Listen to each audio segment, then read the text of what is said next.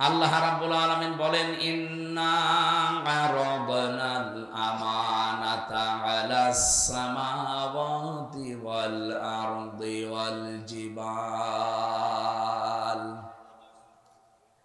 ফাবাইনা ইয়াহমিলনাহা ওয়া আশফাকনা মিনহা ওয়া হামালাহাল ইনসান ইন্নাহু কানা যালুমান জাহুলা।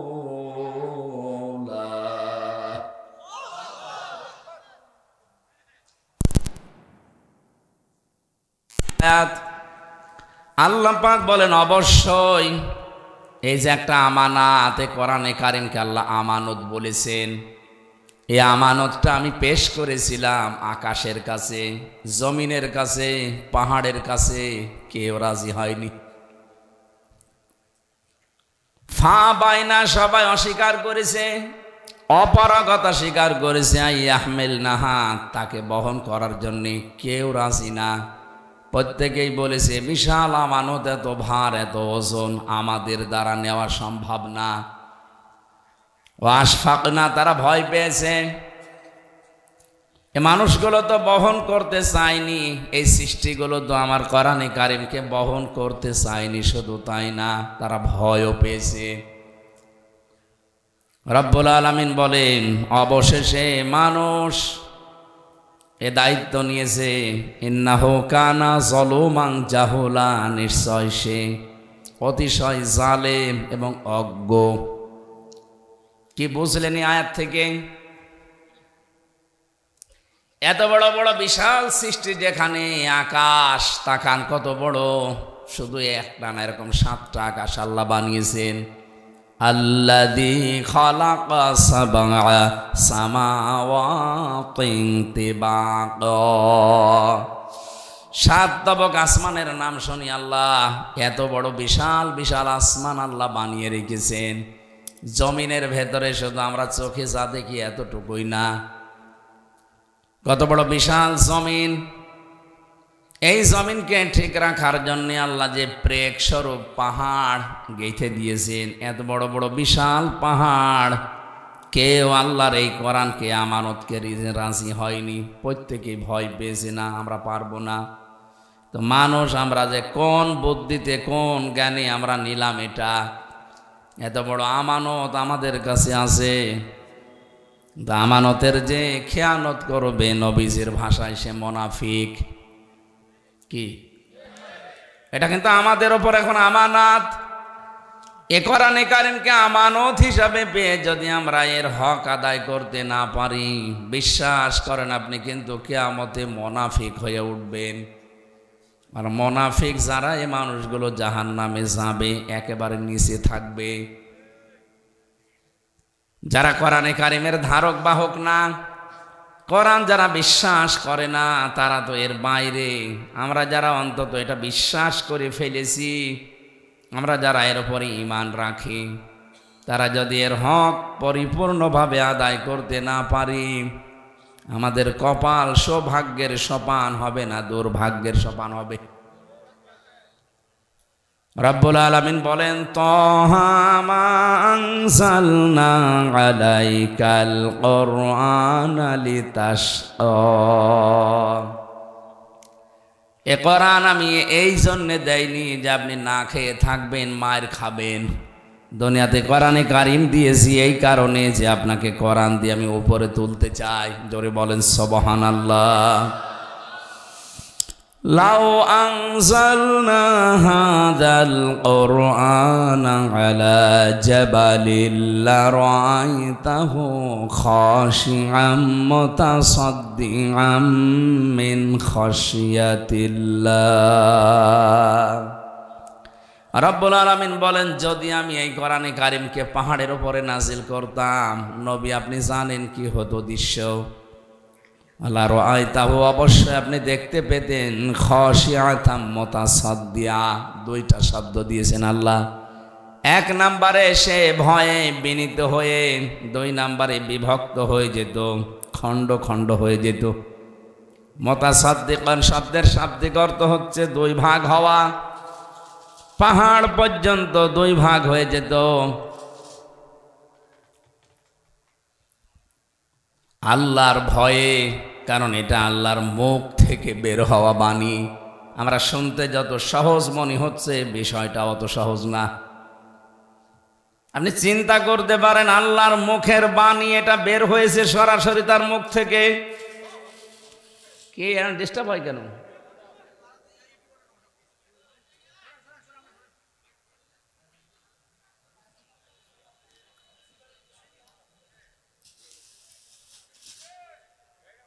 সুবহানাল্লাহ আলহামদুলিল্লাহ লা ইলাহা ইল্লাল্লাহ সুবহানাল্লাহ আলহামদুলিল্লাহ লা ইলাহা ইল্লাল্লাহ লা ইলাহা ইল্লাল্লাহ মুহাম্মাদুর রাসূলুল্লাহ।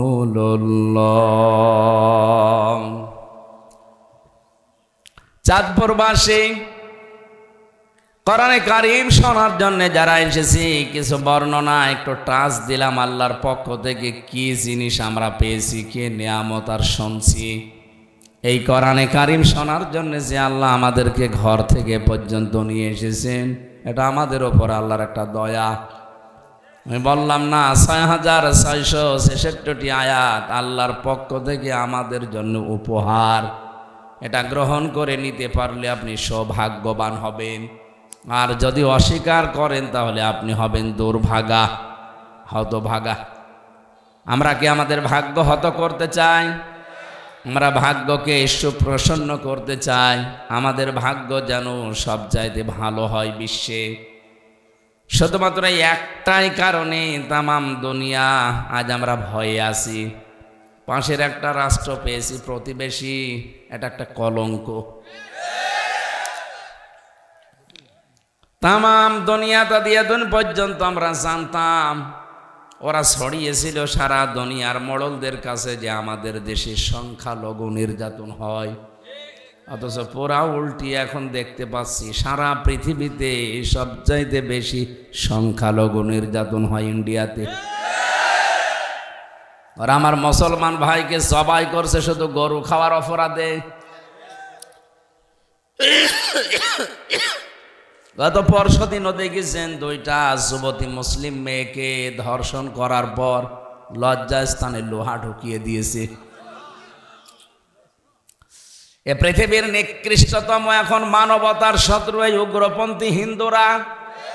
সব হিন্দু না, উগ্রপন্থী যারা, এ মোদি দাদার মুরিদ। এরা মানুষ হিসাবে এত খারাপ, এত নিকৃষ্ট, ওদের ছোঁয়া যারা পাবে তারাও কোলাঙ্গার হয়ে যাবে। যে মলম বিক্রেতা এক সাংবাদিক আছে না, হকার, ময়ূখ রঞ্জন ঘোষ, এই শয়তানের বাড়ি আজকে শুনলাম ভারতীয় হিন্দুরা ভেঙে দিয়েছে। যে শয়তান শুধু মিথ্যা প্রপাগান্ডা ছড়ায় বাংলাদেশ নিয়ে। ওই ছোঁয়া পেয়েছে দাদার ছোঁয়া যেই পাবে সেই মরবে। এতদিন আমরা শুনতাম এদেশের সাথে নাকি স্বামী স্ত্রীর সম্পর্ক। এই সম্পর্কর কথা বলে এখন ওরা আমাদের চট্টগ্রাম নিয়ে নেবে। এই যে ঘোষ,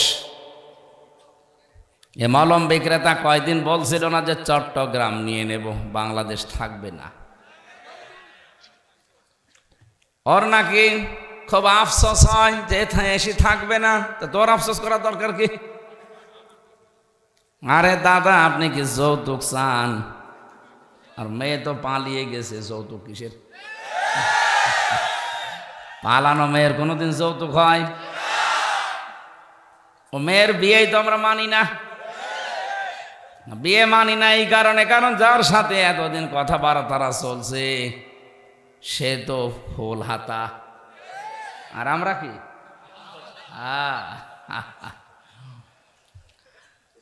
ফুল হাতার সাথে তো হাফ হাতা যাবে না, যাবে? এখন দাদাকে হাফ হাতা করা লাগবে। আর দাদার এখন যা বয়স, এ বয়সে হাফ হাতা করবেন কারে দিয়ে? কোন হাসাম দিয়ে করতে গেলে দেখা যাচ্ছে গোড়া থেকে কেটে বাদ দিয়ে দিল, ও বিয়ে করার 7 জীবনের মতো মিটে যাবে। না, মূল কথাই যে ও দাদার সাথে আমাদের যাবে না, যতই চেষ্টা করেন হবে না। আমি এটাকে বানায়া বলছি। সূরা বাকারা 2 নম্বর পারা 14 নম্বর পৃষ্ঠা 4 নম্বর লাইনের 221 নম্বর আয়াতের মাঝের অংশে আছে, ওয়ালা তুনকিহুল মুশরিকিনা হাত্তা ইউমিনু। কোন মুশরিক যতক্ষণ পর্যন্ত ঈমান না আনবে তার সাথে কোনো মুমিনা নারীর বিয়ে দেওয়া জায়েজ নেই। মেয়ে আমাদের যাই হোক হাজি তো, কথাবার্তা একটু মিথ্যা বলে ঠিক আছে, তারপরও হাজি তো, হাজির সাথে আপনারও পাঁচির বিয়ে হয় কি করে? সুতরাং আপনি যৌতুক চাবেন, যৌতুক তো আমাদের ধর্মে নেই। যদি আমরা কিছু মানুষ খাই নাকি কমে যাই, চাঁদপুরে যৌতুক নেই। আরো আর একটা জিনিসও আছে আমি জানি, এটা অলিমা নেই কিন্তু বরযাত্রী আছে। এই সিস্টেম পাল্টাতে হবে, কারণ আমাদের ইসলামে অলিমা আছে, বরযাত্রী নেই। এখানে কত মানুষ বিয়ে করে বসে আছেন, অলিমা তো মনে হয় করেননি, খালি বরযাত্রী গেছেন। না, যেটা জায়েজ না ইসলামে নেই এটা আমরা মানি না। আজকে থেকে তাওবা করবে, কারণ ইসলামের বাইরে বিয়ে হলে ওটা বিয়ে হবে না। কি কথা বলেন না কেন? অমাইয়াবতাগি গায়রাল ইসলাম দীনান ফালা ইউকবালা মিন। ইসলাম বাদ দিয়ে কোনো নিয়ম নীতি আল্লাহর দরবারে গ্রহণযোগ্য হচ্ছে না, হবে না। সুতরাং ইসলামে যেহেতু অলিমা আছে, বরযাত্রী নেই, আজকের এই দিন থেকে জীবনে যতদিন আছি কোনো বিয়েতে গেলে আমি আর বরযাত্রী যাব। কেউ দাওয়াত দিতে আসলে বলবেন না ইসলামে নেই, আমি ওখানে যাব না। আপনি অলিমা করেন, আমি আসি। বলেন তো অলিমা কি ছেলের বাড়ি হয় না মেয়ের বাড়ি? এখানে অলিমা করেছেন কারা? হাত তোলেন তো। একজন নাকি এলাকায় বিয়ে শাদী বন্ধ হয়ে গেছে? বন্ধ না, এখন থেকে ইসলামে যেটা আছে আপনি ওইটা করবেন। বরযাত্রী সত্যিই বাদ দেওয়া লাগবে এখন থেকে, পুরা ডিলেট। ওটা মুসলমান সমাজে ওটা চলবে না। হ্যাঁ, হিন্দুদের কালচারে আছে, ওরা করুক, অসুবিধা নেই, কারণ ওরা বিয়ের দিন মেয়েকে সব একবারে দিয়ে দেয়। কিন্তু আমাদের ধর্মে কি ওইটা আছে নাকি? আমাদের ধর্মে নবীজি নিজে বিয়ে করেছেন কিন্তু অলিমা করেছেন। কথা বলেন না কেন? যারা করেননি দরকার হয় কাজা করেন, বিয়ে করতে বলছে না কিন্তু অলিমা তো করা যায়। মেয়ের পক্ষ থেকে আরো 1-1.5-200 মানুষ নিয়ে আসেন, নিজের বংশের 1-200 মানুষ, 500-700 মানুষ বাড়িতে খাওয়ান, অলিমা হয়ে যাবে। আমারটা যদিও করা নেই, আর আমার বেশি বরযাত্রী ছিল না, আমার তো 7 জন। শ্বশুরকে বলেছি 7 জনের যে খাওয়ানো টাকা আমি দিয়ে দেব, এখন তোমার শোধ করা লাগবে। বারবার বলছি এই কারণে, কারণ আমার ছেলে নেই, আমার 3টা মেয়ে, আমার বাসা লাগবে না। আমি জাতে মাতাল হলো তো তাহলে ঠিক আছে, আমি আমার তো বাসা লাগবে। এখন থেকে যে অলিমা হবে না বরযাত্রী যাবেন? হ্যাঁ ঠিক আছে, আলহামদুলিল্লাহ, তাহলে আমি বেশি যাব। ও চাঁদপুরবাসী যে ষড়যন্ত্র করছেন, আমাদের ধর্মে যেহেতু এটা নেই, আমির জামাত ডাক্তার শফিকুর রহমান হাফিজাহুল্লাহ ঘোষণা দিয়েছেন কয়েকদিন আগে, বাংলাদেশের 1 ইঞ্চি মাটি না, হাফ ইঞ্চির দিকে কেউ যদি অবৈধভাবে তাকায় তার চোখ তুলে ফেলা হবে।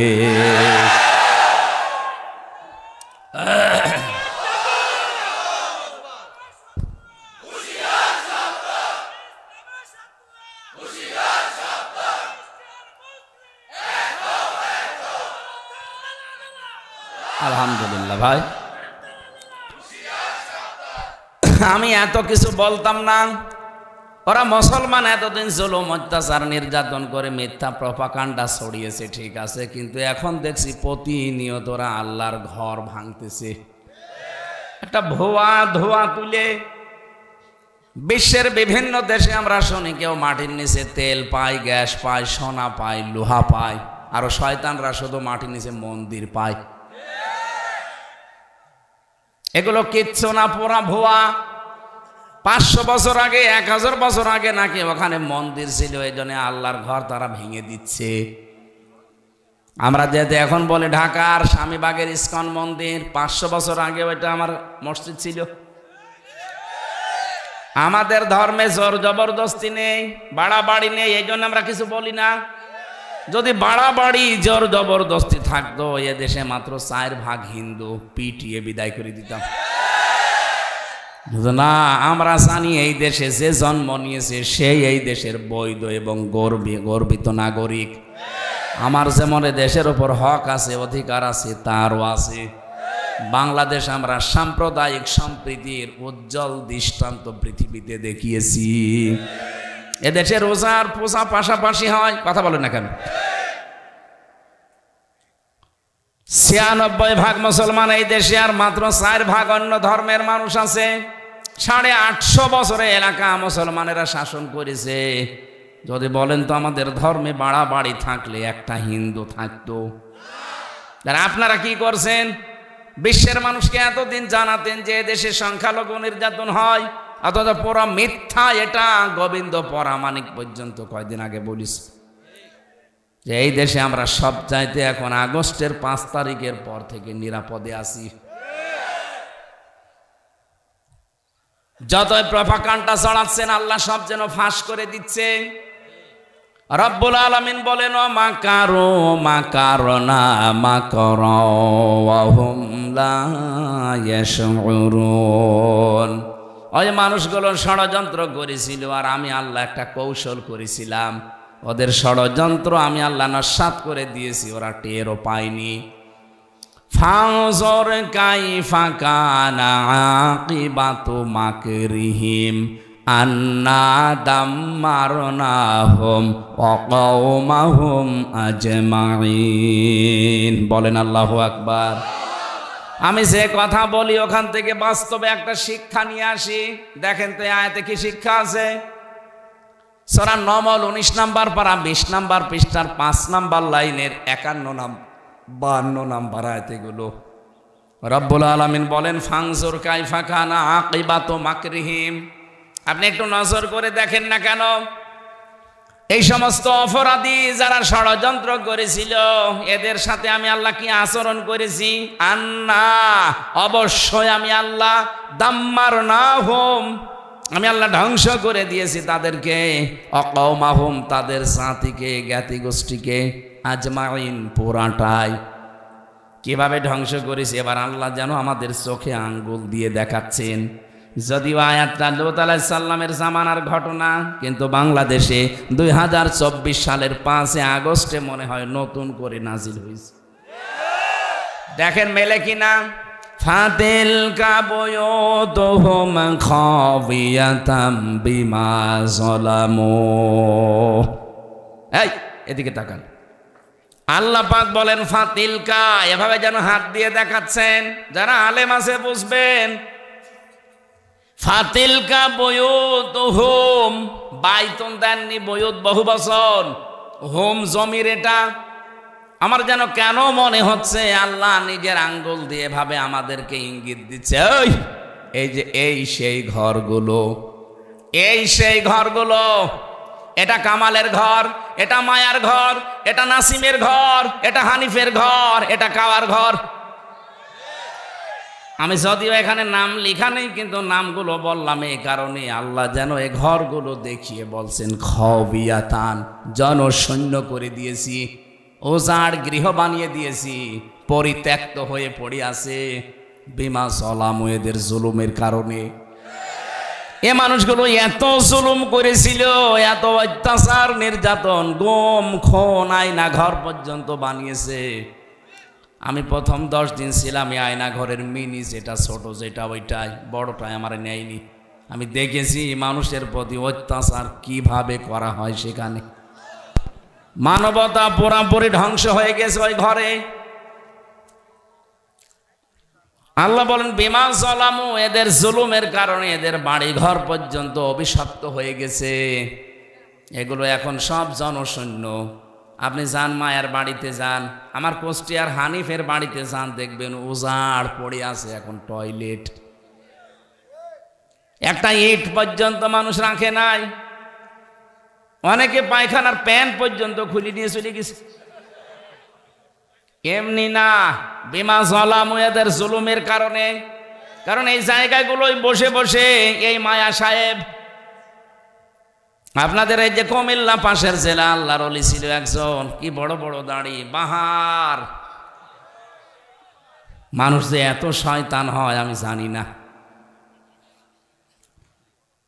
ঘরের ভেতরে বসে বসে জরুরি শান্তি করতো, সকালবেলা কার নামে মামলা দেব, কাকে ধরিয়ে দেব, মিথ্যা সাক্ষী দিয়ে কার জীবন নষ্ট করব, এই চিন্তা করতো। মনে করছেন হুজুর কিভাবে জানলো, সব বলে দিচ্ছে আল্লাহ জিবরাইল দিয়ে আমারে, সব খবর আমি জানি। সারা দেশে কোখানে কি হয়েছে সব ওই রিমান্ডে আমারে দেখে দেখে দেখাতো, যে এখানে এই হচ্ছে, এখানে এই করছি, অমুককে আমরা ধরেছি, অমুককে ধরবো, সব দেখাতো। 3টা বছরে আমি বহু কিছু জেনেছি ওই জালেমদের কাছ থেকে।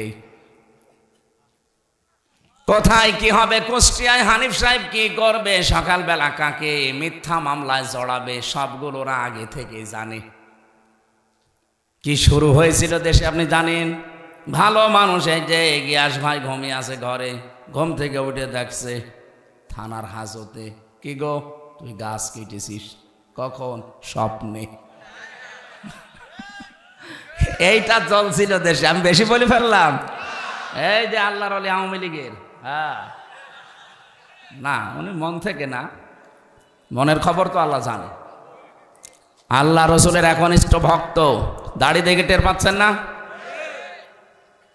আল্লাহ যেন অমরের মতো বানিয়ে দেন, বলেন আমিন। কোন মানুষ যদি একবার ইসলামের দিকে ফিরে আসে, আল্লাহর দিকে, আল্লাহ এত বেশি খুশি হয়। একটা হারানো সন্তান 10 বছর পরে মা পেলে যেমন খুশি হয়, তার চাইতে আল্লাহ বেশি খুশি হয় একটা মানুষ যখন ইসলামে ফিরে আসে। আমরা চাই যারা ভুল করেছেন আপনার ওই ক্ষতিপূরণটা দিয়ে ফিরে আসেন। না, আপনি অনেকে বলে যে আস্তাগফিরুল্লাহ রাব্বি মিন কুল্লি, না হবে না। আপনি কি দোষ আল্লাহর কাছে করেছেন, তাহলে আস্তাগফিরুল্লাহ পড়েন। যদি জমিনে কারো কাছে করেন, তাহলে তার কাছে স্বীকার করেন, তার ক্ষতিপূরণ দেন, এরপরে বলেন আমারে মাফ করেন। এই যে আপনার পাশে 2 জেলা পরে ফেনীর এক ওসি ছিল আমার সাথে, এই নুসরাত হত্যা মামলার, একেবারে বাস্তব। উনি আমার সাথে জেলে ছিল। একদিন আমার ওই ফাঁসির কন্ডেম ছেলে যে বলছে, হুজুর আমি জীবনে একটা তওবা করেছি, দেখেন তো আমার তওবা কত দূর গেল। ঠিক আছে বলে, যে এই যে নির্বাচন গেল আমি বাইরে ছিলাম, আমি রাত 12টার পর থেকে আমার যা দলবল আছে এদেরকে নিয়ে আল্লাহর নামে ভোট কাটা আরম্ভ করলাম। বাক্স ভর্তি করে ফজরের আজান দিলে সব জায়গায় জায়গায় পৌঁছিয়ে দিলাম। আমি গোসল করলাম আর ওযু করলাম, পবিত্র হলাম, 2 রাকাত নফল নামাজ পড়লাম, এরপরে বললাম আস্তাগফিরুল্লাহ।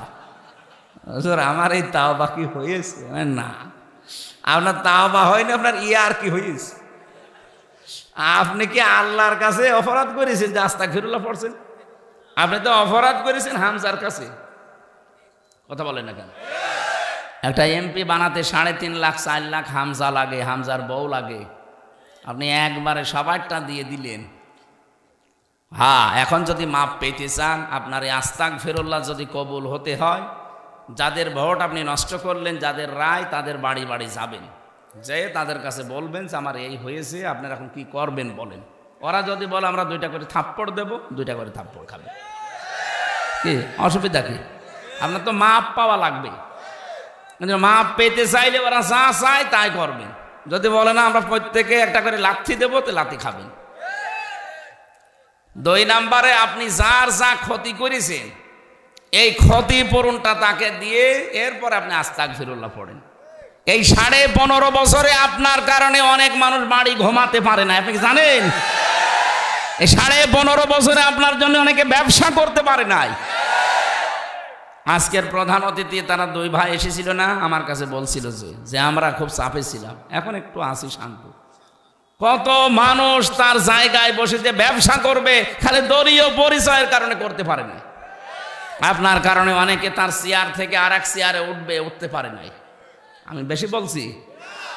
আপনি খুন, গুম, রাহাজানি, চাঁদাবাজি, এমনকি আয়না ঘর পর্যন্ত বানিয়েছিলেন। কি ভয়ঙ্কর জায়গা গো!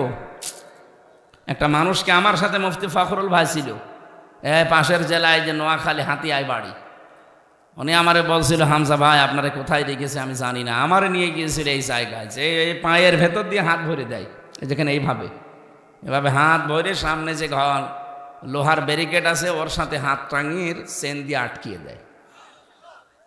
1-2 মিনিট, 5 মিনিট, 1 ঘন্টা না, বছরের পর বছর এভাবে একটা মানুষ বসে থাকে। খালি 1.5-2 মিনিট সময় দেয় টয়লেট করার জন্য।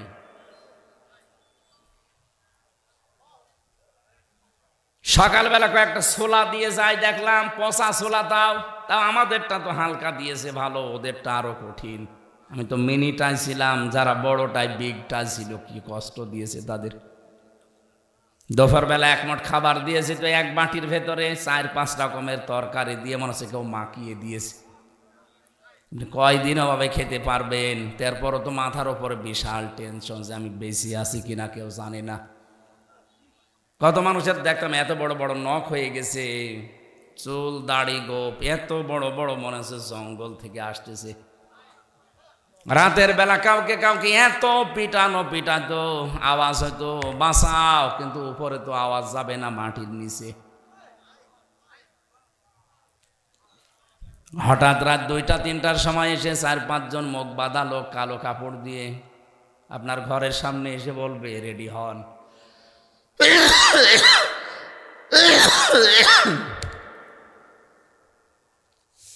ঘর তো ঘর না, একটা জিন্দা কবর।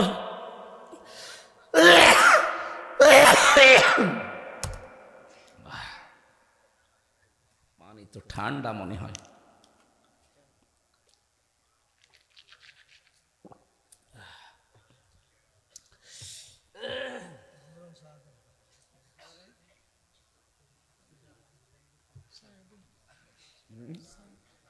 না ঠিক আছে, ঠিক হয়ে যাবে।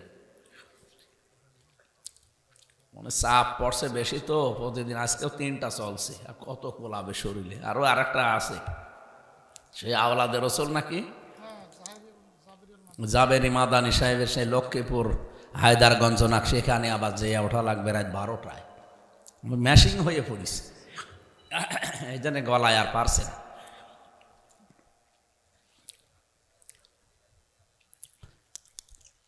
এদিকে 3.5 হাত, এদিকে 1.5 হাত, এতটুকু জায়গার ভেতরে। তারপরও পায়ের সাথে দেখতাম অনেকের চেন বেঁধে রেখেছে। আপনি যে পা নড়াবেন না, পায়ের সাথে চেন বাঁধা। কেউ কেউ আঙ্গুল দিয়ে দেখতাম দেওয়ালের সাথে খসিয়ে খসিয়ে লিখে রেখেছে যে ভাই যদি বাইরে কেউ যেতে পারেন এই নাম্বারটা একটু জানাবেন যে এই লোকটা বেঁচে আছে। কেউ আছে 8 বছর, 10 বছর, 14 বছর পড়ে আছে দুনিয়ায়, কেউ জানে না। ওই লোকটা নিজের নামও বলতে পারে না, যে কি আমার নামও জানে না। কতদিন আপনি নাম মনে রাখবেন? কেউ তো আপনাকে ডাকে না। আপনার নাম যে হামজা, আপনি ভুলে গেছেন। কারণ এই বছর কোন বছর চলছে, কোন সাল, এটা কি মাস চলে, কি বার আজকে, কয়টা বাজে, আপনার জানার কোনো উপায় নেই। কাউকে জিজ্ঞাসা করবেন, গরম শুনবেন। আমার মাঝে মাঝে মনে হয়তো আল্লাহ এখানে যারা দায়িত্ব পালন করে 8 ঘন্টা পর পরে তো পাল্টায়, তো এরা যে বাইরে যায় ওরা সংসার করে কি করে? ওদের কি সত্যি কি ওদের মনুষ্যত্ব একেবারে নষ্ট হয়ে গেছে? এত বড় জুলুম আমার মনে হয় আল্লাহ এই কারণেই ধরেছে।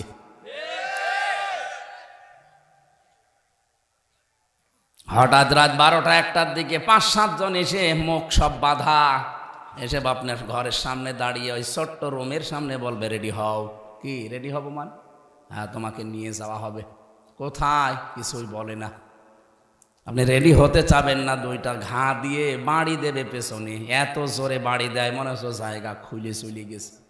এমনি খাবার দাবার ভালো না, চোখ বেঁধে দেবে কালো কাপড় দিয়ে, হাত পেছনে বেঁধে দেয়, সামনে না। হ্যান্ডকাপ দিয়ে ওটা নড়াচড়া করলেই কেটে যায়। আমার যে কতবার কেটেছিল এই জায়গাগুলোতে কোর্টে তুলতে গিয়ে। আমরা 11 ঘন্টা টাঙিয়ে রেখেছিল দড়ি দিয়ে, পায়ে বেড়ি দিয়ে, পেছনে হাত দিয়ে, কিচ্ছু জানি না। ওরা নিজেরাই বলতো মাঝে মাঝে যে আপনার কোনো দোষ নেই, আমরা জানি, কিন্তু আমরা যা বলতে বলছি এই কথাগুলো আদালতে বলা লাগবে। কি আকিস গ্রুপে চাকরি করেন, ওর বিরুদ্ধে বলবেন, বলবেন ও আমাদেরকে টাকা দেয় রাষ্ট্রের বিরুদ্ধে কথা বলতে। বাংলাদেশ জামাত ইসলামীর কয়েকজনের নাম নিয়ে, বিশেষ করে শফিকুল ইসলাম মাসুদ, দেলাওয়ার হোসাইন, ওই যে শিবিরের সভাপতি ছিল, এদের নাম ধরে ধরে বলতো যে এদের বিরুদ্ধে কিছু বলবেন। কি বলবেন? যে এরা উগ্রপন্থী, এরা জঙ্গি, এই দেশটাকে জঙ্গি দিয়ে ভরে ফেলার জন্য এরা বিভিন্ন ষড়যন্ত্র করছে, তার ভেতরে আমিও আছি। এই কথাগুলো আপনি শুধু লিখে দেব, সই করে দেবেন, বাকিটা আমরা দেখব না। এত মেড়ো মিথ্যা কথা আমি বলতে পারবো না। এই জন্য এই কথা শেষের দিন, 10 দিনের রিমান্ডের শেষের দিন আমারে বলেছে যদি কালকে ম্যাজিস্ট্রেটের সামনে না বলেন আপনার বউ আমরা তুলে নিয়ে আনবো। ওদের চরিত্র আছে, আমি তো দেখেছি ওদের চরিত্র নেই। ওরা ধরা পড়ে না মাঝে মাঝে পরিমণির সাথে, মাহিয়া মাহির সাথে, আর কথা বলছে না কেন? ওদের চরিত্র ঠিক প্রত্যেকের ওই রকমই। ওরা যে ধরা পড়েছে এমনি পড়ে না, কারণ চরিত্রই ওদের ওই রকম। যেই বলেছে আপনার বউ তুলে নিয়ে আনবো, তখন আমার ওই বাচ্চাটার বয়স মাত্র 7 মাস। বলেন তো ওই অবস্থায় যদি ওরা তুলে নিয়ে আসে, আর আমি জানিও নিয়ে আসতো, কারণ কত মানুষের, কত আলেমের বউকে আমি তুলে নিয়ে আসতে দেখেছি। কেউ তো ওখানে যেতে পারে না, এমন সিক্রেট 4-5 জায়গা দরজা আটকানো যাবে কে? দুনিয়ায় কেউ জানে না ওখানে মানুষ আছে কিনা। আমি একজন আলেমের সাথে জেলখানায় ছিলাম, সে বলছিল হুজুর আমার বউকে ওরা তুলে নিয়ে এসে কি করেছে আমি জানি না, কারণ আমি তো পড়ি আছি আজ কয় বছর।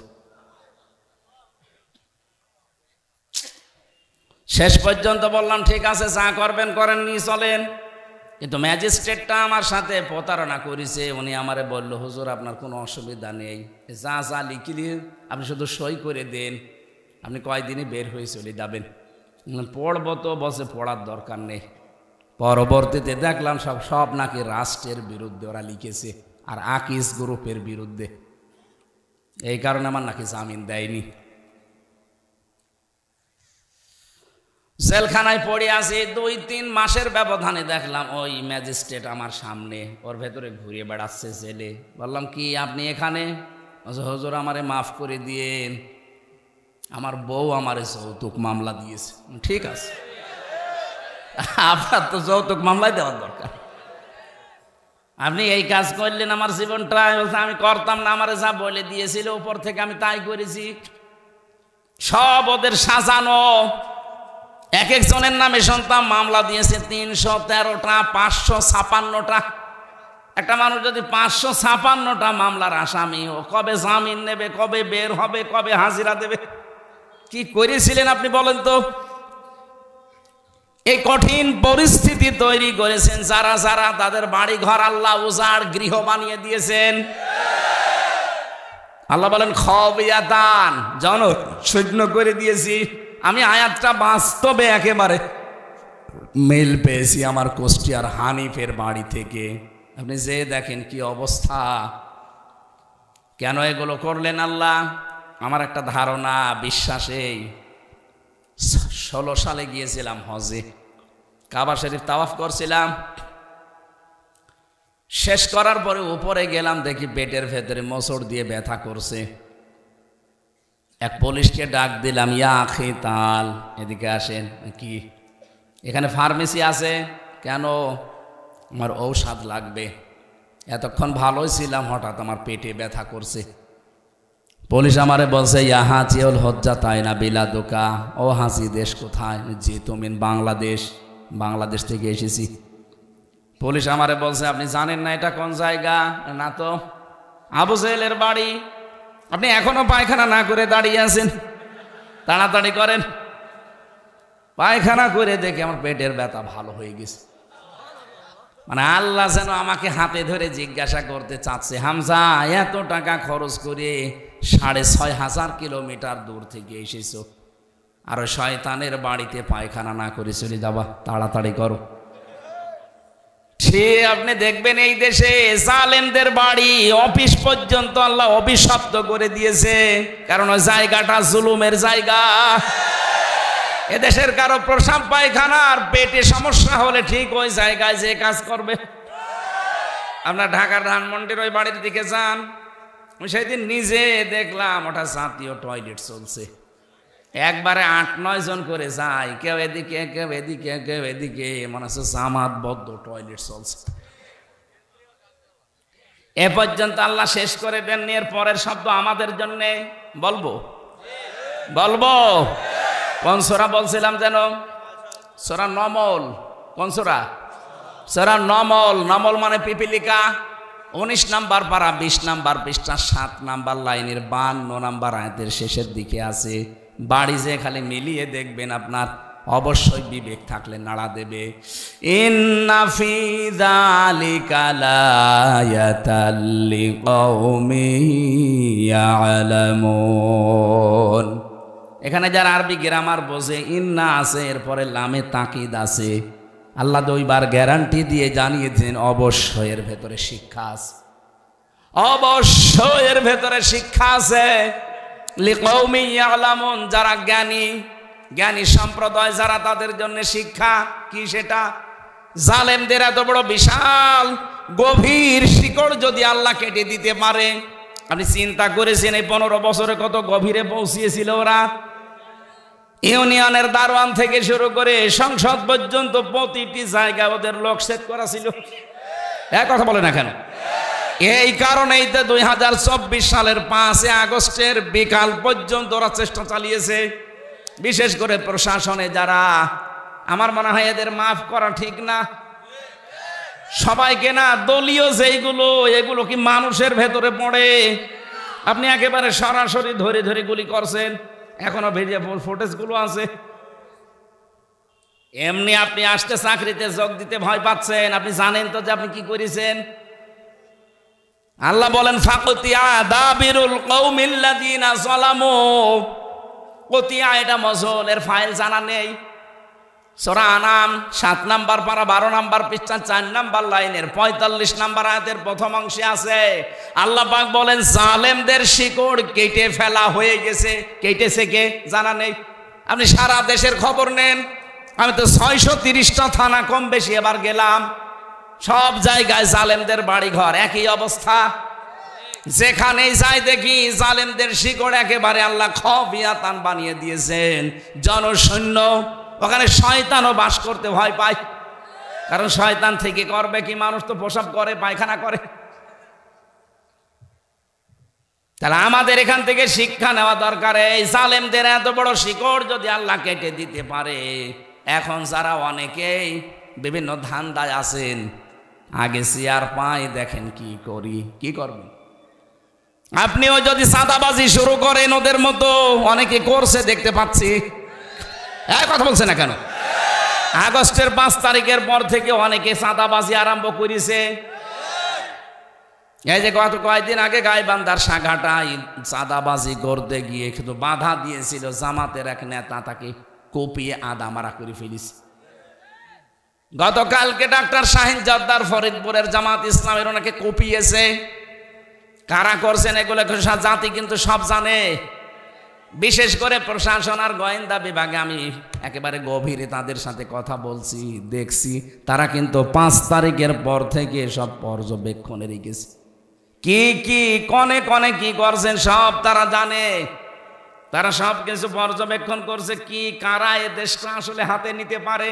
আপনারা যা করছেন, দল বড় তাতে কি, জনগণ কিন্তু আপনাদের চাইতেও বড়। এরা সব বুঝছে যে কি হচ্ছে, কি করা লাগবে। এই কথা বলেন, আমি শেষ করি আগে। এই নারায়ণগঞ্জে বন্দরে একজন দেখলাম নিজে একেবারে ভিডিও করছে আর চাঁদাবাজি করছে, একেবারে ঠেট দিয়ে বলছে কালকে এখান থেকে চলে যাবি না, এত টাকা দিবি। আপনি কি মগের মূল্য পেয়েছেন নাকি? এখনো পর্যন্ত শহীদদের রক্ত শুকিয়ে যায়নি, এখনো মানুষ মরছে।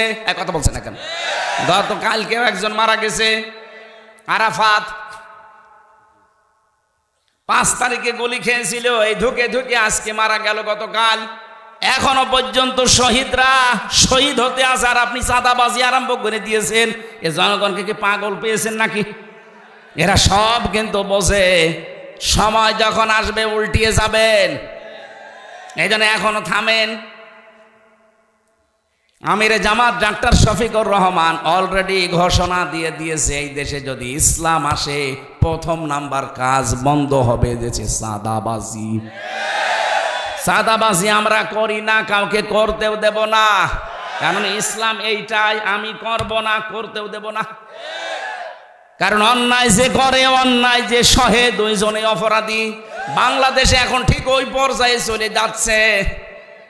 আগস্টের 5 তারিখের আগে এই দেশে মাত্র 100 জনের 15 জন মানুষ এদেশে চাইতো যে কোরআন কায়েম হোক, আর এই কয় মাসের ব্যবধানে এখন 100 জনের 58 জন মানুষ চাচ্ছে এদেশে ইসলাম কায়েম হোক। কারণ মানুষ সব বুঝে ফেলেছে যে ইসলাম ছাড়া এদেশে শান্তি পাওয়া যাবে না। ইসলামের বাইরে যারাই আসবে তারাই ওদের মতোই হবে। সাদাবাজি আছে কিন্তু নাম পাল্টিয়েছে, এই জন্য এটাও থাকবে না। ইসলাম আসলে সর্বপ্রথম বাংলাদেশ থেকে সাদাবাজ মুক্ত করা হবে। সাদাবাজি যারা করে তারা আমার জন্য তো এখন দোয়া করবে যে হুজুর বেঁচে থাক। তাদের বাড়া ভাতে আমি ছাই দিয়ে দিচ্ছি, গরম ভাতে ছাই দেওয়া হচ্ছে না। গরম ভাত পেলে সবচাইতে বেশি বেচার হয় বিড়াল। এক কথা বলছে না কেন? ওরা কিন্তু বিড়ালের জাত। যারা সাদাবাজি করে খায়, যারা চুরি ছিনতাই করে, এগুলো বিড়ালের চাইতেও খারাপ। আমরা বাঘের বাচ্চা, বাঘের জাতি। আমরা সত্যিই যদি একটু শক্ত হয়ে হুঙ্কার দিতে পারিও, বিড়ালরা নিজের এলাকা ছেড়ে পালাবে। কাউকে ছাড় না, জীবন চলে যায় যাবে, অন্যায়ের কাছে মাথা নত নেই। চাঁদাবাজ কিসের চাঁদাবাজি? 2732 জন মানুষ মারা গেছে এমনি না, 2780 জন মানুষ হাসপাতালের বেডে কাতরাচ্ছে এই চাঁদা দেওয়ার জন্য না। এক কথা বলে না কেন? কালকে এক হিন্দু পুরোহিত ঠাকুর আমিরে জামাতের আগে বক্তব্য দিয়েছে গাইবান্ধায়, বলছে এই দেশে আমরা সব দেখেছি সংখ্যালঘু নির্যাতন কারা করে। বাংলাদেশ জামাত ইসলামে যদি সত্যি রাষ্ট্রে যেতে পারে আমরা সবচাইতে নিরাপদ থাকতে পারবো। একটা হিন্দু মানুষ বোঝে আর আমরা বুঝবো না? মানে সব বোঝে জনগণ। আপনারা সাবধান হন। মানুষ সামনে কি করবে মানুষের ওপরে ছেড়ে দেন, আপনার চরিত্র আগে ঠিক করেন।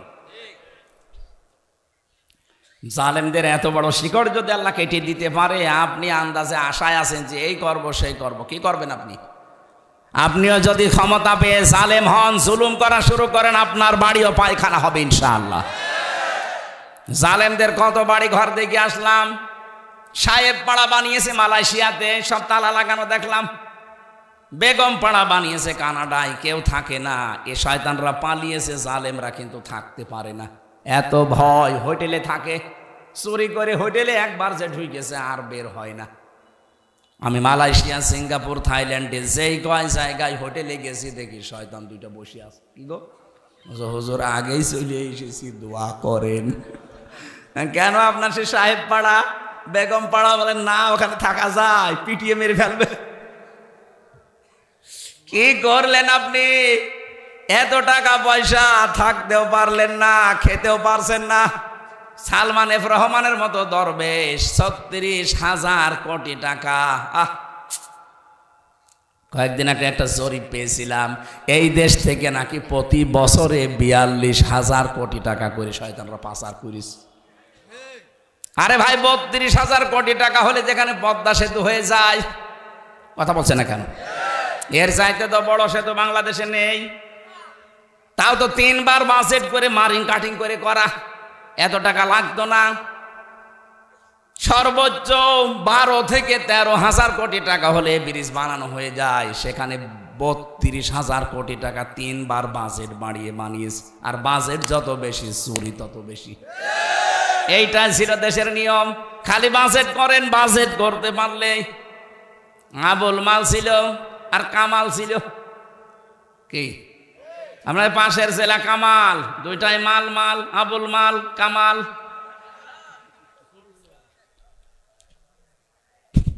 কি মাল কামিয়েছে কোথায় আপনারা? এখন মাল ব্যবহার করবেন না। কোথায় আছেন আমরা সব জানি। জনগণ কিন্তু এদেশে এখন যে অবস্থায় আছে, অন্তত আমার মনে হচ্ছে এই দেশে কিয়ামতের আগে কোনো জালেম আর আসতে পারবে না। আজকে ডক্টর ইউনূসের সাথে আমেরিকার কি কথা হয়েছে সকালবেলা দেখেছেন? অনেকে মনে করছে যে বুবু শর্ট করে ঢুকে পড়বে। কিসের শর্ট করে ঢোকা? সব উল্টিয়ে দিয়েছে। 37টা দেশের ভিসা চলতো আগে, ইউরোপীয় ইউনিয়নের 37টা, সবগুলো দেশের ভিসা ভারত থেকে ডক্টর ইউনূস বাংলাদেশে নিয়ে চলে এসেছে। দাদাদের মাথা খারাপ হয়ে গেছে। একবার বলেছিল যে এদেশকে আমরা পেঁয়াজ দেব না, আলু দেব না, না খেয়ে মরবে। ব্যবসা বন্ধ করে দিয়েছে, এখন সব বর্ডারে বর্ডারে আলু আর পেঁয়াজ পচতেছে। আমাদের পুরাতন বন্ধু যারা তুরস্ক, চীন, পাকিস্তান, সেখান থেকে এখন সব জাহাজ বোঝাই করে খাবার আসতেছে। ওদের মাথা এমনি খারাপ হয়ে গেছে। এরপরে আমেরিকার ডোনাল্ড ট্রাম্প জাতে মাতাল হলো, আমার মতো তালে ঠিক আছে, কথা বলছেন। 16 লাখ ভারতীয়কে বলেছে সব বিদায় করে দেব, কারণ এই ভারতের উগ্রপন্থী হিন্দুরা 2 জন খ্রিস্টান যুবতী মেয়েকে উলঙ্গ করে রাস্তায় হাঁটিয়েছে। ও ট্রাম্প কি ভুলে যাবে? ও কিন্তু একরোখা মানুষ। সিদ্ধান্ত যখন নিয়েছে বাস্তবায়ন করে ছাড়বে। ও যখন বলেছে যে আমি 16 লক্ষ ভারতীয়কে থাকতে দেব না, সব পাঠাবো, আমার মেয়েকে, আমার বোনকে, আমার বউকে ওরা উলঙ্গ করে ঘোরায় নিজের দেশে, ওদের আমি দেখে নেব, তাই করছে। আমার এই মোবাইলটায় সর্বোচ্চ কল আসলে আসবে তারেক জিয়া সাহেবের পিএস এর মোবাইল থেকে। আমার সাথে জেলে ছিল এই কারণে, অপু সাহেব। আর ডক্টর ইউনূসের মোবাইলে কল দেয়, আপনি টের পান, আন্দাজে যে লাফান। ওটা মাথা না, ওটা একটা ম্যাগনেট। কিচ্ছু বলে না, হঠাৎ করে এমন কাজ করবে দাদার ধুতি খুলে যাবে। খালি বলেছিল যে 7 সিস্টার থাকবে না, ও ধুতি আছে কিনা দেখে না। মাথা এমনি খারাপ হয়ে গেছে আপনাদের, আমরা জানি। ডক্টর ইউনূস যদি আর সত্যি কিছুদিন থাকে, আর ওর যেখানে যেখানে হাত, ওকে কল দেয় চীনের প্রধানমন্ত্রী শি জিনপিং, না, ওরে কল দেয় একেবারে Donald Trump, Joe Biden, Barack Obama. আর আপনার মোবাইলে কল কেউ দেয় না, আপনি নিজে নিজেই মোবাইল করেন, নিজে নিজেই রেকর্ড করেন, নিজে নিজেই এডিটিং করেন, নিজেই ছেড়ে দেন, মানুষকে ভয় দেখাতে। মানুষ এখন সব বোঝে। কেউ তো কল দেয় না, কি করবে? নিজে নিজেই কল দেয় মিজান সাহেবের কাছে, আবার নিজেই রেকর্ড করে। আগে থেকে সব কিছু সাজানো থাকে, এগুলো সব যে ধরা পড়েছে। আপনি থাকেন ডালে ডালে, আর দেশের এই তরুণ প্রজন্ম থাকে পাতায় পাতায়। এদের চেনেন? আপনি কত দূর উঠতে পারবেন? মুরব্বী মানুষ, এরা আগেই থেকে তার আগে উঠে বসে আছে। সব কিছু এখন ফ্ল্যাশ হয়ে যাচ্ছে, যে আপনি যা করেন সব ভয় দেখাতে। উগ্রতা ছড়ায় মাঝে মাঝে মানুষের ভেতরে। মনে করো ওর কথা শুনে মানুষ লাফাবে, যারাই লাফায় তাদের পেছনে লাল হয়। গোপালগঞ্জে এত পিটানো পিটিয়েছিল, লাফিয়েছিল কয়দিন শুনলাম, ওই কয়দিন ঢাকা থেকে গোপালগঞ্জ কেউ যাওয়া আসা করলে, বসে আসলে 300 টাকা, দাঁড়িয়ে আসলে 1000 টাকা। এই যে বাসের মালিক আছে। আবার যদি ওনার উস্কানিতে পা দিয়ে কেউ কিছু করেন, বারবার চেষ্টা চালিয়েছিল, শেষে এখন হিন্দুদের লাগিয়েছে। দেখেন না, হিন্দুরাও তো কথা শুনছে না, এখন পাগল হয়ে গেছে, বলছে আমি এই অঘোষিত জেলখানায় আর থাকবো না, আমি দেশে যাব। আসেন, আপনাকে আমরা আয়না ঘরে রেখে দেব। যা করেছেন 10 বছর 14 বছর লাগবে না, শুধু 5 মাস 6 মাস থেকে দেখেন। আপনি কিছুদিন থাকেন, এমনিতে আল্লাহর কাছে চলে যাবেন। তাহলে আমরা যে মূল শিক্ষা দিতে চেয়েছিলাম, জালেমদের মতো আচরণ যদি আবার সামনে কেউ করেন, জালেমদের এত বড় শিকড় আল্লাহ কেটে দিতে পারলে আপনারটা কোনো ব্যাপারই না। কথা বলেন না কেন? আল্লাহ আমাদেরকে যেন সম্মতি দেন বোঝার। অনেকে এখনো পর্যন্ত থামেননি, চালিয়ে যাচ্ছেন। বাবা শাহজালাল, সব হালাল, জনগণের কাছে সব হালাল হয়ে যাবে। কথা বলেন ঠিক কিনা? 15% থেকে যদি 58% চলে আসে 3.5 মাসে, আর কয় মাস যেতে দেন? হিন্দুরা পর্যন্ত এখন বলছে আমরা ইসলাম চাই, কারণ তারা জানছে যে ইসলামের বাইরে দেশে শান্তি থাকার কোনো কায়দা নেই। এদেশের 100 জনের 100 জনই বলতে বাধ্য হবে আমরা এই দেশে কোরআনে কারিমকে রাষ্ট্রীয় ক্ষমতায় চাই। কথা বলুন। মাওলানা মামুনুল হক হাফিজাহুল্লাহ, লোকটা 3 বছর আমার পাশের রুমে ছিল। মাঝে মাঝে দিনের বেলা দেখা হতো, বলতো ভাই বাইরে থাকতে ভাবতাম কি আর ভেতরে এসে দেখছি কি। বাইরে থাকতে ভাবতাম আমাদের টুপি নিয়ে সমস্যা, আমাদের ওই আকিদায় সমস্যা, আমিন নিয়ে সমস্যা, অথচ জালেমরা দেখছি ভেতরে সবাইকে এক জায়গায় তালা লাগিয়ে রেখেছে।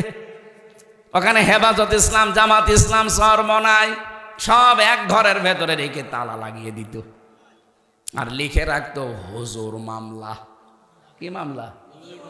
এটা মামলার নাম হলো, নাম দিয়েছে হুজুর মামলা, হেফাজত মামলা, জামাত মামলা, শিবির মামলা, জঙ্গি মামলা, এগুলো মামলার নাম।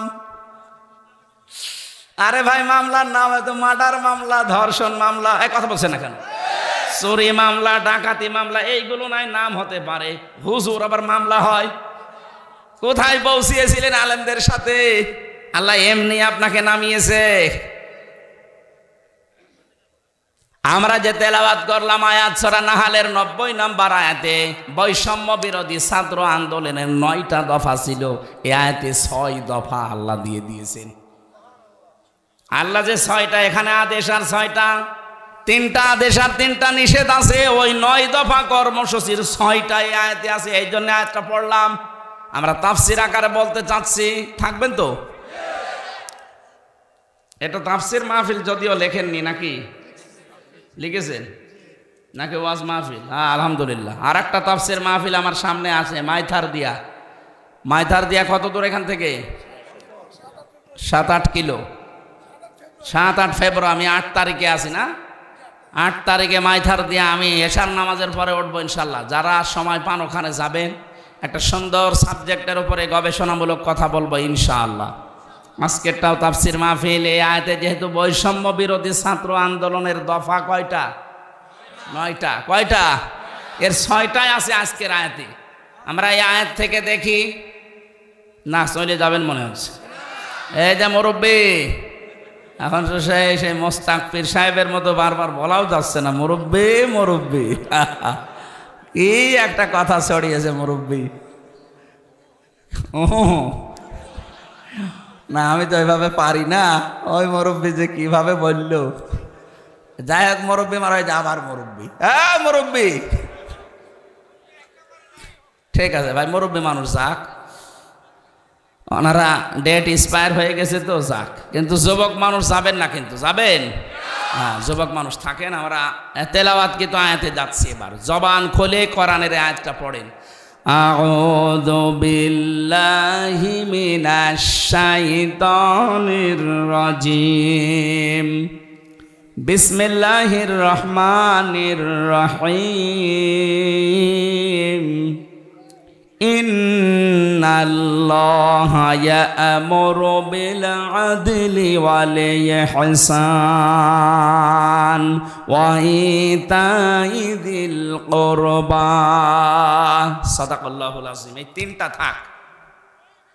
9 দফা ওনাদের এই কোরআনের এই আয়াতে 6 দফা আছে। আমরা প্রথম 3টা দফা পড়লাম। আল্লাহর ঘোষণা, ইন্নাল্লাহা, অবশ্যই আল্লাহ, ইয়া'মুরু, তিনি আদেশ দিচ্ছেন, বিল আদলি, ন্যায় বিচারের। কি বিচার? ওয়াল ইহসান, সদাচরণের। ওয়া ইতাই যিল কুরবা, নিকট আত্মীয় স্বজনদেরকে দান সাদকা করার। তাহলে প্রথম পেলাম 3টা। বাংলাদেশে যারা স্বাধীন করার জন্য নেমেছিল ছাত্র জনতা, ওদের প্রথমে ছিল ওই ওয়ান জাস্টিস, ন্যায় বিচার। এক কথা বলেন এখানে। দ্বিতীয় নম্বরে ছিল মানবাধিকার, ওয়াল ইহসানের ভেতরে মানবাধিকার লুকিয়ে আছে। 3 নম্বরে তারা বৈষম্য দূর করতে চেয়েছিল। কথা বলেন এখানে। ইতাই যিল কুরবা, আয়াতের ব্যাখ্যায় বৈষম্য দূর করার ঘটনাগুলো আছে, আমরা তুলে ধরবো তাফসীর থেকে। আপনারা কি থাকবেন? সত্যি থাকবেন?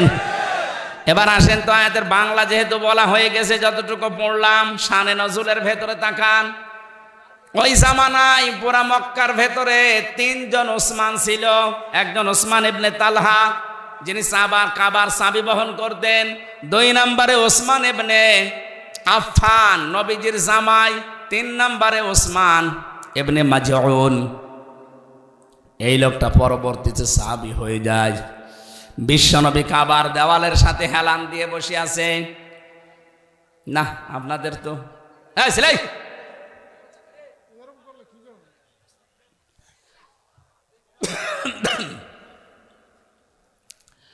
ওসমান ইবনে মাজউন, ওসমান ইবনে তালহা, ওসমান ইবনে আফফান রাদিয়াল্লাহু তাআলা আনহু, নবীজির জামাই। এমন জামাই নবীজি পেয়েছিলেন, বিশ্বনবী বলেন আমি দুইটা মেয়ে তার কাছে বিয়ে দিয়েছি, আমার যদি আরো মেয়ে থাকতো অবিবাহিত আমি তাকে ওর কাছে বিয়ে দিয়ে দিতাম। এখান থেকে শিক্ষা কি? আমি বললাম না যা বলবো ওখান থেকে শিক্ষা নিয়ে আসবো। আমাদের জন্য আয়াতের শিক্ষা কি? হযরত ওসমান ইবনে আফফান নবীজির জামাই ছিল। নবীজি বলেন আমার মেয়ে 2টা দিয়েছি, উম্মে কুলসুম আর রুকাইয়া। এরপরও আমি কোনোদিন অশান্তিতে, কোনোদিন চিন্তায় থাকি নাই। আমার মনে মনে সিদ্ধান্ত ছিল যদি আমার মেয়ে আরও থাকতো বিবাহিত না হয়ে, তাকেও আমি দিয়ে দিতাম। আপনি কি মনে করেন একটা বাবার কাছে সবচাইতে বেশি দামি তার সন্তানটা, বিশেষ করে মেয়ে, রাজকন্যার মতো। এই মেয়েটাকে আজ আমরা অনেক মানুষ এমন এমন জায়গায় বিবাহ দিচ্ছি, খালি সম্পদ দেখে, বাড়ি ঘর দেখে যদি বিবাহ দেন, আগে দেখবেন ছেলেটা মানুষ কিনা। খালি সম্পদ আর টাকা পয়সা দেখে যদি বিবাহ দেন, আজকেই পেপারে দিয়েছে দেখলেন, সন্তানটাকে না দেখে খালি টাকা পয়সা আর জমি জায়গা ঘর বাড়ি দেখে বিয়ে দিয়েছিল, কিন্তু ছেলেটা মানুষ না, ওটা মদখোর। রাতের বেলা এসে মদের টাকা চেয়েছে, স্ত্রীর কাছে দিতে পারেনি, জবাই করেছে। সম্মানিত ভাইরা, আমরা যারা এখানে জামাই আছি, শ্বশুর যারা বসে আছে, এটা যেহেতু রেকর্ড হচ্ছে, আমার শ্বশুরও শুনছে। বলেন তো শ্বশুররা কি এই বিশ্বাস এখন করতে পারছে যে আমার এই মেয়েটা দিয়েছি এইটাই নিরাপদে আছে? তারা 24 ঘন্টায় টেনশনে থাকে। আমার তো শ্বশুর যারা আছে তাদের তো এই বিশ্বাস থাকা দরকার যে মেয়ে আমার আরো থাকলে আমি আরো দিতাম, কিন্তু একটাই দিয়েছি, তার এই অসুখে রাখতে পারে না, অশান্তির ভেতরে রেখেছে। নবীজি নিজে ওসমানের কাছে মেয়েগুলো দেওয়ার পরে মাঝে মাঝে বলতেন আমি এত নিশ্চিন্তে আছি ওসমানের কাছে 2টা পর মেয়ে দিয়ে, আমার কাছে যদি আরো মেয়ে থাকতো সেইটাও আমি দিয়ে দিতাম। আমরা জামাই, আমাদের আচরণগুলো ঠিক এরকম হওয়া দরকার স্ত্রীর সাথে। তাদের ভালো ব্যবহার, তাদের আচার আচরণ, তাদের ভরণ পোষণ সাধ্য মতো যদি চেষ্টা করেন, শ্বশুর শাশুড়ি যেন মনে করেন না এ জামাই না, এ একজন ফেরেশতা পেয়েছি আমরা। অথচ আমাদের নামে মামলা পর্যন্ত দেয় এমন শ্বশুর শাশুড়ি আছে আমাদের আচরণের কারণে। যৌতুকের টাকা চাই, নাউজুবিল্লাহি মিন যালিক। আপনার লজ্জা করেন? আপনি কি মানুষ? 18 বছর, 20 বছর, 25 বছর শ্রম দিয়ে দিয়ে মেয়েটা মানুষ করে আপনাকে দিচ্ছে। ওই মেয়েটা জীবনেও কোনো কাজ, কোনো উপকার এই বাবার লাগবে না। ওই বিয়ের পর থেকে মরণ পর্যন্ত যা করবে সব আপনার জন্যে। কথা বলছেন এখন? আপনার ছেলে মেয়ে এসে পেটে নেবে, আপনার সংসার সামলাবে, সারাটা জীবন আপনার পাশে থাকবে। ওর বাবা মার কোনো কাজ আছে? খালি জন্ম দিয়ে 18 বছর 20 বছর মানুষ করে দিয়ে দিয়েছে, এরপরও আপনি তার কাছে আরো টাকা চান। বউ দিয়েছে, এই কারণেই তো সেজদায় পড়ে থাকা দরকার। আমরা যদিও সবাই পারছি না, কিন্তু এটা পারা লাগবে। কথা বলেন না কেন? আর মা বোন যারা এসেছেন তাদেরকে আমি শক্ত হওয়ার জন্য বলছি। আমি নিজে পুরুষ, আমি জানি আমাদের দুর্বলতার জায়গা কোনটা। আপনারা শক্ত হবেন। আপনার স্বামী যদি বাম হাতের ইনকাম করে, জায়েজ যতটুকু উপায় করে অতটুকু নিয়ে সন্তুষ্ট থাকবেন। নিজের চাহিদাকে আপনি সীমাবদ্ধ করবেন।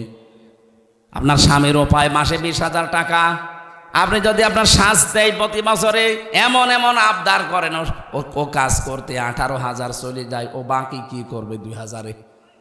এই জন্য আপনাদেরকে বলছি, মা বোনেরা, মেয়েরা এসেছে? হ্যাঁ, বিভিন্ন জায়গায় যারা বসে আছেন আপনাদেরকে বলছে, আর রেকর্ড হচ্ছে, কালকে সারা দুনিয়ায় যাবে। সম্মানিত মা বোন যারা এসেছেন বা আসবেন, শুনবেন, আপনাদের আমি এক কথাই বলছি, শক্ত হবেন। আমি ভাই, আমি পুরুষ, আমি জানি পুরুষের দুর্বল জায়গা কোনটা। আমি সিক্রেট ওপেন করে দিলাম, আপনারা শক্ত হবেন। কোনো হারাম ইনকাম করে যদি বাড়িতে আসেন, বলবেন না ওইটা খেয়ে স্বামী স্ত্রীর মিলনের পরে যে সন্তান পেটে আসবে, সন্তানটা জন্মগতভাবেই তো হারামখোর হবে। এই কথা বলেন না কারো? সন্তান জন্মগতভাবেই তো হারামখোর হবে। ও হারামখোরের কাছে কি আশা করা যায়? সুতরাং আমি এত কষ্ট করে 10 মাস 10 দিন পেটে রাখবো, কোনো হারামখোর সন্তান আমি পেটে রাখতে রাজি না। হয় আপনি আমার বাদ দেন, নয় হারাম ছাড়েন। আপনি বারবার এরকম শক্ত হবেন, দেখবেন ও এমনি টাইট হয়ে যাবে। আর ইসলাম যদি সামনে আসে, আপনারা তো রাজরানীর মতো থাকবেন। আমিরে জামাত বলে নাই, যদি ইসলাম এ দেশে আসে যে মেয়েদেরকে জুজুর ভয় দেখানো হয়, যে ঘরবন্দি করে রাখবে, অত্যাচার চালাবে, কে বলেছে আপনাকে? ইসলাম এ দেশে কায়েম হলে সবচাইতে বেশি নিরাপদে থাকবে মেয়েরা। তারা এক একজন হয়ে যাবে বাঘের মতো। আজ তারা কত জুলুম, অত্যাচার, নির্যাতনের শিকার। দুইবার মহিলা আনলাম, কি হইল? যৌতুকও বন্ধ করতে পারে না। চাচা এরশাদও ছিল 9 বছর, কিন্তু 10 বছর ছেলে ছিল। চাচা এরশাদও কি করলো? পুরুষ নির্যাতনও সে বন্ধ করতে পারে নাই। উনি যদি পুরুষ নির্যাতনটাও বন্ধ করে যেতে পারতো, তারপরও তো আমরা এখন বাঁচতাম। কত বড় ঝামেলায় আছি আমরা জানেন। সম্মানিত মা বোনদেরকে আমি আর একটা কথা শোনাই, আপনি শুধু নামাজ পড়ে রোজা রেখে কালো বোরকা পরে জান্নাতে যেতে পারবেন না, যতক্ষণ পর্যন্ত বৈধ কোনো কাজে আপনার স্বামী আপনার উপরে নারাজ হয়ে যাবে। এই জন্য সাবধান, এই বিষয়টাও কিন্তু গুরুত্বপূর্ণ খুব। শুধু নামাজ পড়ে রোজা রেখে কালো বোরকা পরে জান্নাতের আশা করা যায় না। স্বামী যাদের আছে তাদের জায়েজ হুকুমগুলো মেনে তাদের খুশি রাখা লাগবে, কারণ তাদের এত দাম আল্লাহ দিয়েছেন। নবীজি বলেন, যদি আল্লাহ বাদের সেজদা জায়েজ থাকতো, মেয়েদেরকে বলতাম স্বামীর পায়ে সেজদা করো। কোথায় তার মর্যাদা আপনি এখনো টের পাননি। এই জন্য সাবধান থাকবেন, এই জায়গায় খুব সতর্ক। উনি যদি জায়েজ কোনো হুকুম করে, জীবন থাকতে আপনাকে মাস্ট বি মানায় লাগবে। জান্নাতের 8টা দরজা ওই মহিলার জন্য আল্লাহ খাদিজাতুল কুবরার সাথে খুলে রাখবে। আমি 2 জন মহিলার জীবনী পুরা পড়েছি। একজনকে আল্লাহ জান্নাত বানিয়ে পাঠিয়েছেন, আর একজন আল্লাহর কাছে জান্নাত চেয়ে নিয়েছেন। হযরতে খাদিজাতুল কুবরার জন্য আল্লাহ জান্নাতে আলাদা একটা ঘর বানিয়ে তার জন্য সুসংবাদ দিয়েছেন যে জিবরাইল, আমার খাদিজাকে জানাও তার জন্য জান্নাতে আল্লাহ আলাদা করে একটা ঘর বানিয়ে রেখেছে। ওই ঘরের ভেতরে সে ছাড়া কেউ যেতে পারবে না। ওই ঘরটা নয়েজ মুক্ত, আওয়াজ মুক্ত, কোনো আওয়াজ নেই, কারণ তে স্বামীর জন্য ঘরটাকে আওয়াজ মুক্ত করে রাখতো, ঝামেলা মুক্ত করে রাখতো। মা বোন যারা এসেছেন বা শুনছেন, আপনি স্বামীর জন্য যদি ঘরটাকে আনন্দময় করে রাখতে পারেন, নয়েজ মুক্ত, আওয়াজ মুক্ত, গোলমাল মুক্ত, ঝগড়াঝাটি মুক্ত করে রাখতে পারেন, কিয়ামতে খাদিজার সাথে আপনিও জান্নাতে যাবেন। আর একজন মহিলার জীবনী পড়েছি, হযরতে আসিয়া। তার জন্য আল্লাহ জান্নাতে ঘর বানায়নি, তিনি ঘর চেয়ে নিয়েছিলেন। আল্লাহ সরাসরি জান্নাতে পাঠিয়ে দিয়েছিলেন তার উপর অত্যাচার দেখে। হযরতে আসিয়া বলেছিলেন, ইদে ক্বালাতে রব্বি বিনিলি ইনদাকা বাইতান ফিল জান্নাহ। ইয়া আল্লাহ, তুমি আমার জন্য জান্নাতে ঘর, জান্নাত পাঠিয়েছো না, জান্নাতে একটা ঘর আমার জন্য বানাও, যেখানে বসে তোমাকে দেখা যায়। 2 জন মহিলার স্বামী কেন্দ্রিক বিষয়। একটা স্বামীকে অতুইনু আলা দীনি যাওজাতিহা, নবীজি বলেন যে স্ত্রী তার স্বামীকে দ্বীনের কাজে, ইসলামের কাজে, মানবতার কাজে পাঠিয়ে দিয়ে আরো ছাড় দেয়, সুযোগ দেয়, উৎসাহ দেয়, এই মহিলাকে আল্লাহ জান্নাতের ভেতরে 8টা দরজায় খুলে রাখবে। ভালো করে শোনেন, অতুইনু আলা দীনি যাওজাতিহা, যেই মহিলা তার স্বামীকে দ্বীনের কাজে, ইসলামের কাজে, একামতে দিনের কাজে হোক, ইসলাম প্রচারের কাজে হোক, অথবা মানবতার কোনো কাজে ছাড় দেয়, সুযোগ দেয়, আর তাকে উৎসাহ যোগায়, পেছন দরজা দিয়ে যে করেন আপনি, ওই মহিলাকে কিয়ামতের দিন 8টা দরজা খুলে বলবে যে দরজা দিয়ে পারো প্রবেশ করো। কিন্তু 100 জনের 98টা মহিলা এই কাজ আর স্বামীর পক্ষে করে না, আরো বাধা দেয়। এখানে যত স্বামী আছে বলেন তো কোন স্ত্রী এগুলো করে? যে আপনি দিনের কাজ করছেন, একামতে দিন প্রতিষ্ঠার কাজ করেন, আপনি মানবতার জন্য কাজ করেন, আমার পরিবারে যা হচ্ছে আমি দেখছি, কষ্ট হলো আমি মেনে নিলাম, আপনি করেন, আপনাকে আমি উৎসাহ দেই, আরো আপনি বাধা দেন, আর নামাজ পড়ে আপনি জান্নাতে যাবেন। আল্লাহ আমাদের মেয়েদেরকে খাদিজাতুল কুবরা, উনি জীবনে এক ওয়াক্ত নামাজ পড়েননি, রোজা রাখেননি, হজ করেননি, যাকাতও দেননি, কারণ এগুলো নাজিল হওয়ার আগেই তার ইন্তেকাল হয়ে গেছে। কি কথা বলেন না কেন? অথচ শুধু স্বামীকে সাহায্য করার কারণে ওনাকে আল্লাহ জান্নাতে ঘর বানিয়ে সুসংবাদ পাঠিয়েছে। এখান থেকে কিছু নেওয়া যায় না আপনার? তাহলে আপনি আপনার স্বামীর জন্য পেছন দরজা দিয়ে সাহায্য করবেন, যেন খাদিজার মতো আপনার জন্য আল্লাহ একটা ঘর জান্নাতে বানিয়ে রাখে। আর স্বামী যখন বাইরে থেকে আসবে এই ঘরটা নয়েজ মুক্ত রাখবেন, আসলে তো তার মাথা ঝালাফালা করে দেন, তার জন্য ঘরটা শান্ত সৃষ্ট করে রাখেন, নির্মল পরিবেশ তৈরি করেন, ও যেন বাইরে থেকে এসে তার ক্লান্তি দূর হয়ে যায়। খাদিজাকে এই জন্য আল্লাহ একটা ঘর আলাদা ভাবে বানিয়ে দিয়েছেন। জোরে বলেন সুবহানাল্লাহ। এই জন্য ওসমান ইবনে আফফানের কথা বলছিলাম, আমাদের জামাইগুলো আমরা হব এমন যেন শ্বশুর শাশুড়ি দুশ্চিন্তা না করে, নিশ্চিন্তায় থাকে। ওনারা যদি মেয়ে আর একটা থাকে যদি আমাকে দেওয়ার মতো, তাও যেন দিতে চায়। আল্লাহ আমাদের জামাই যারা আছি ওসমানের মতো আর রোকিয়ার মতো বানিয়ে দাও, বলেন আমিন। আল্লাহ পাক প্রথম অর্ডার দিচ্ছেন, ইন্নাল্লাহা ইয়ামুরু বিল আদলি, তোমরা ন্যায় বিচার কায়েম করবা। কি বিচার? এখানে আদল মানে, আমি আদল শব্দের তিনটা ব্যাখ্যা পড়েছি। এক নম্বরে মা মান আলাদা লগাতানা সারহান, আল্লাহর সাথে আদল করা লাগবে, রাসূলের সাথে আদল করা লাগবে, সৃষ্টি জগতের সাথে আদল করা লাগবে। আল ইহসান, ভালো ব্যবহার করবেন। আর ভালো ব্যবহার সবচাইতে পাওয়ার যোগ্য অধিকার হচ্ছে আপনার মা বাবা, আপনার স্ত্রী, এরপরে আশপাশের মানুষ। ওয়াইতাইযিল কুরবা, সম্পদ যাদের আছে তারা যেন এই নিকট আত্মীয়র থেকে দান সাদগা এগুলো শুরু করে। আমরা অনেকে চলে যাই সেই চট্টগ্রামে, সিলেটে, বরিশালে। কে বলেছে আপনাকে? আপনার রক্তের সম্পর্ক যাদের সাথে আছে এরা যদি গরিব থাকে, অসহায় থাকে, আগে তাদের দিয়ে আরম্ভ করবেন। নির্দেশকার আরো জোরে বলেন। আল্লাহ আমাদেরকে আয়াতের যে মূল কথাগুলো এইটাই ব্যাখ্যা করলে হাজার হাজার কথা বের হবে। আল্লাহ শর্টকাটে যা বলেছি মেনে চলার তৌফিক দেন, বলেন আমিন। ওয়ানহা, আল্লাহ নিষেধ করে আনিল ফাহশা, অশ্লীলতা ছড়ানো যাবে না। অল মুনকার, মন্দ কোনো কাজে জড়ানো যাবে না। অল বাগি, সীমা লঙ্ঘন করা যাবে না। ইয়াইযুকুম লাআল্লাকুম তাযাক্কারুন,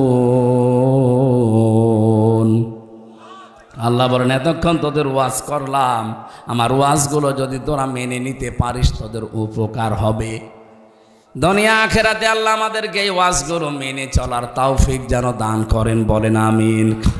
জেলখানায় বসে বসে 3টা বছরে অনেক আলেম যেহেতু ছিল, সাহায্য সহযোগিতা নিয়ে নিজের যোগ্যতায় অনেকগুলো নোট করেছিলাম। ওইটা এসে বাইরে এখন বই ছাপিয়েছে, আমার গাড়িতে পাওয়া যায়, যদি যাওয়ার সময় পারেন ওইটা নিয়ে যান, অনেক উপকার হবে, অনেক তথ্য দেওয়া আছে। আল্লাহুম্মা আমিন। লা ইলাহা ইল্লা আনতা সুবহানাক ইন্নী কুনতু মিনাজ জালিমিন। রব্বুল আলামিন 2 দিন ব্যাপী ঐতিহাসিক তাফসীর মাহফিল চাঁদপুর মতলব বারগাঁও এলাকার মানুষেরা মিলে বিশাল আয়োজন করেছে। দেখো জান্নাতের মতো করে সাজিয়েছে।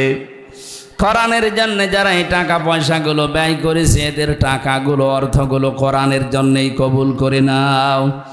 সওয়াবগুলো তুমি বিশ্বনবীর রওজায় পৌঁছিয়ে দাও।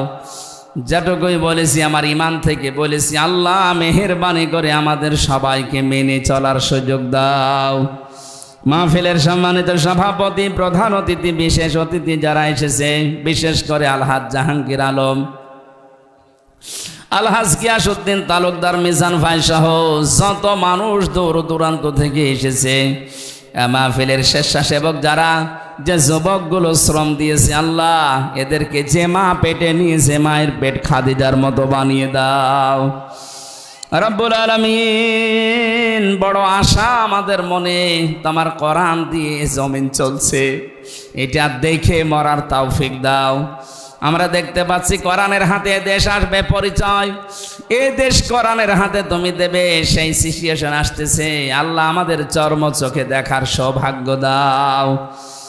এলাকায় মাটির নিচে যারাই ঘুমিয়ে আছে, কোরআনের ইজ্জতে তাদের মাফ করে দাও। রব্বুল আলামিন, সম্মানিত মা বোন যারা বিভিন্ন জায়গায় বসে আছে, খাদিজার মতো বানিয়ে দাও। আগামীতে অনুষ্ঠানটা কোরআনের প্রসারে আরো বিশাল আকারে কবুল করো। রব্বির হামহুমা কামা রব্বায়ানি সাগীরা। রব্বানা হাবলানা মিন আজওয়াজিনা ওয়া যুররিয়াতিনা কুররাতা আয়ুনি ওয়াজআলনা লিল মুত্তাকিনা ইমামা। কখন কার কাছে আজরাইল আসে আমরা কেউ জানি না। আজরাইল যখনই আসবে আমাদের কোনো দুঃখ নেই, যেন এই কালেমাটা আমাদের মুখ দিয়ে বের হয়, লা ইলাহা ইল্লাল্লাহু মুহাম্মাদুর রাসূলুল্লাহ। আসসালামু আলাইকুম। সম্মানিত ভাইরা, ওই যে যেখানে পাওয়া যাচ্ছে বইটা মনে হয় গাড়িতে আছে, গাড়ি থেকে যাওয়ার সময় নিয়েছেন।